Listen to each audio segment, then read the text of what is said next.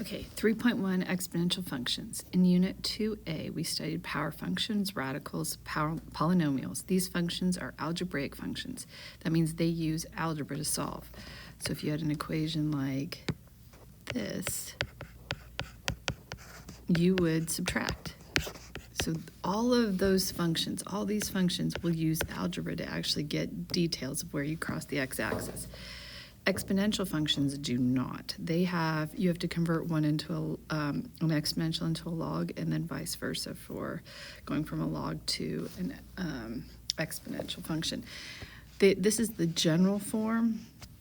I also have the transformation form, but this basically says A is your initial amount, it's where you start, and B is your base. Now B has to be greater than 1 or less than 1. It can't be equal to 1. 1 is what this is right here, because all of growths are written in either fractions, decimals, or they're really related to percents. So this one right here, all of these guys have x as their exponent, hence they're exponential functions.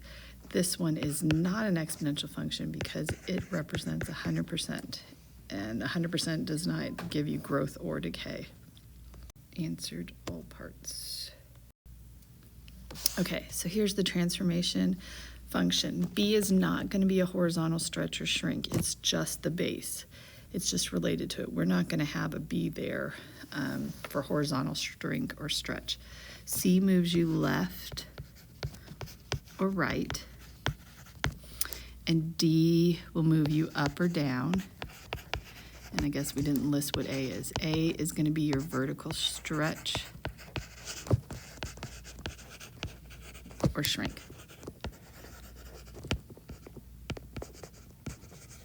Okay. Ooh, that's really bad. I could rewrite that. Stretch or shrink. Okay. So you first have to figure out what your parent function is. So all this stuff is the transformation. So the parent function for this guy is y equals 4 to the x. If you were to put a number in for x, your transformation would be, you deal with that first. So we're going to go right 2, and then the 3 will make us go up 3. This guy's parent function, so you really look for whoever's connected to your x. So this guy's transformation is no left or right, but we are reflecting over the x-axis, and we are vertically stretching by 2, and then we're going down 1. This guy's a little more tricky with this scenario, but your equation is this. This one does have a horizontal, which we don't normally ever do, but the first thing you're going to do is you're going to go left 1. You want this to be cutting it in half, but it's actually going to be a horizontal stretch by 2. And then you're going down 1. All right, I need to find it, but your D is your HA. That's what you focus on. You can't cross that guy. Last thing we have to do is E is definitely used as a base that we use a lot in exponential functions. E is that. It's kind of like a pi button, or pi. So when we graph this guy, we're just going to basically approximate that to 3. So when we plot it, it looks like that. It's very similar to what we've always been doing. So this one would just reflect it over the y-axis. Okay, and then there's your y-intercept, or your horizontal asymptote at y equals 0. That is definitely y equals 0. Why am I doing x? Okay, so your table would be 0, 1, 1, 3. If you reflect that, that means you are dividing each of these terms by -1. So there would be your graph. This graph right here would just shift the original parent function down 5. So 5 is your horizontal asymptote, or -5. So this is shift down 5. So I'm assuming that's 5, it might be 6. Table is 0, 1, 1, 3, approximate. And then if we go down 5, then that would be -4, and that'd be -2. And so it would look like that. And I think our examples in order.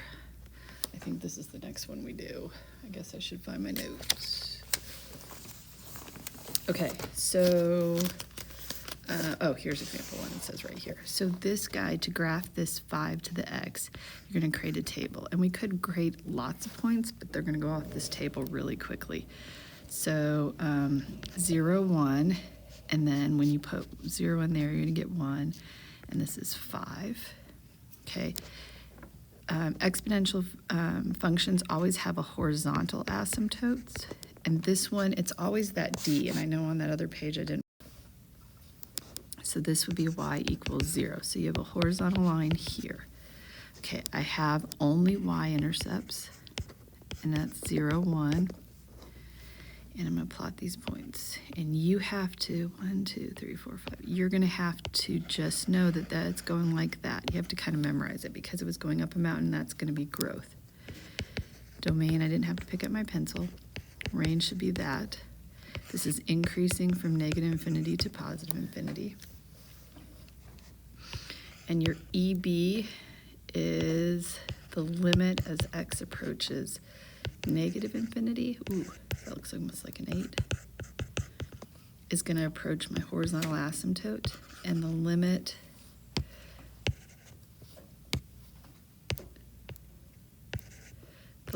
as x approaches +infinity is going to be going on forever. As my x's are going this way, my graph's going up that way. So that would be infinity. And then, let me see what would be my next, because it's just printing them off where I don't get to see what the next question is.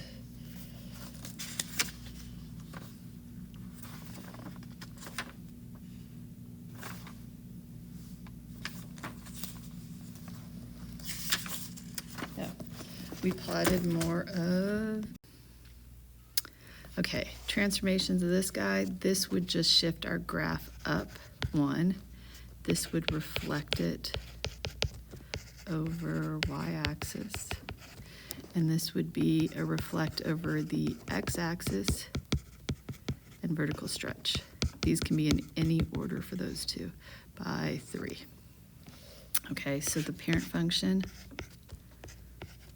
and going up 1 would be 2, 3. So your horizontal asymptote is 1. And you're going to go here, and you're going to go there. So that's what it's going to look like. This guy, still having these. And we're going to do a reflection horizontally. So that's going to be 0 and -1. So this one has a horizontal asymptote but of y equals 0, because that's what's being added. And then there, so this guy is going like that. So horizontal asymptote is y equals 0. Still have these same points I've been using pretty much all the way through. Multiplied by that by -3. And so when I plot that, it's hard for me to see these, it's so tiny, but I know that's what that graph looks like. Okay, so we plotted these guys. So let's create a table. So when we create the table, the parent function you need to keep in mind is 6 to the x. And I'm just putting 1 in for x, and I'm putting 0 in for x. And this says I'm reflecting over the y-axis. So that means what I need to do is I need to use algebra to solve for that. So I'm going to divide each of these numbers by -1. Then I'm going to plot it. Now there's nothing being added. That means your horizontal is y equals 0. And you're going to plot these points. And 1, 2, 3, 4. I'm going to pretend like that's 6. But notice these are going down. So I know this is how this graph looks like. And it looks like I crossed the x-axis, but I didn't because it's shooting straight there. Increasing all real numbers. Domain is all real numbers. Range is going to be 0 to infinity. You can't do brackets because you can't include that. And then my limits that I'm doing,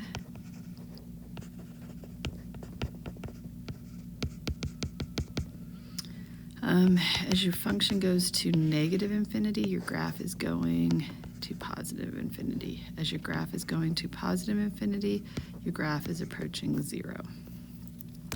This one, how I would graph this guy is I would change it. I would move that 4 up and give it a negative exponent because it has a positive right there.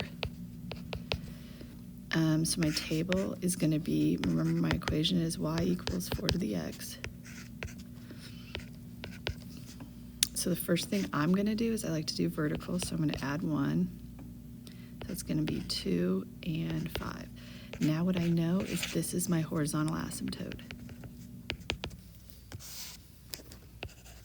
Whatever your D is. And then these guys, it looks like I'm going to have to do the same thing I did with the table above. I'm going to have to divide each of these to algebra to get my new answers. So 0, 2, 1, 2, 3, 4, 5. Okay, looks like it's doing the same thing. So why did I put increasing? It's definitely decreasing on that one. You're going down a mountain. This is going to be the same thing. Huh, I don't know what I was doing. It's definitely decreasing. So this guy's limits are going to be similar to the other guy. So as you're going to negative infinity, your graph is going up. And as you are going to positive infinity, your graph is approaching your horizontal asymptote, which is 1. Range is 1 to infinity. Domain is all real numbers. This one had an x or y-intercept at 0, 1, and this guy has a y-intercept at 0, 2.